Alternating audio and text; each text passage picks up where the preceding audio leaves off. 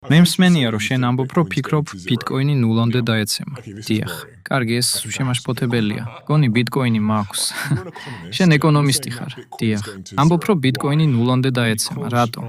იმიტომ, რომ საბოლოოდ მისი ენერგიაზე დამოკიდებულების გამო. ანუ, იცი მაქს კეიზერი და სტეისი ჰერბერტი. ისინი ერთ-ერთი პირველი იყვნენ, ვინც ბიტკოინის პოპულარიზაციას ეწეოდნენ. და ახლა, როგორც ვიცი, ელ-სალვადორში ცხოვრობენ, რომელმაც ბიტკოინი ვალუტად მიიღო. როდესაც მათ ბიტკოინზე მელაპარაკდნენ, შემეძლო მეყიდა თითო ბიტკოინი 1 ფუნტად, რაც იქნებოდა. შესაძლოა ახლა შენზე მდიდარიც ყოფილიყავი, ეს რომ გამეკეთებინა. რატომ არ გავაკეთე ეს? იმიტომ, რომ მათ განმიმარტეს, რომ საჯარო რეესტრის უსაფრთხოება იმით არის უზრუნველყოფილი, რომ მისი გატეხვა ძალიან დიდ ენერგიას მოითხოვს. თითოეული ტრანზაქცია, როგორც ჩანს, დაახლოებით 10 წუთიან გლობალურ გამოთვლით, პროცესს საჭიროებს ახალი ბიტკოინის შესაქმნელად. და ეს ნიშნავს, რომ ძალიან ძვირი იქნება ვინმესთვის ამ რეესტრის გატეხვა.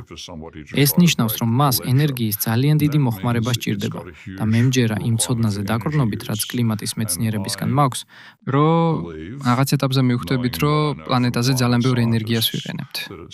ენერგიის მოხმარება უნდა შევამციროთ. და ამისთვის ყველაზე მარტივად შესამცირებელი ორი რამ არის: კრიპტოვალუტები და საერთაშორისო მოგზაურობა.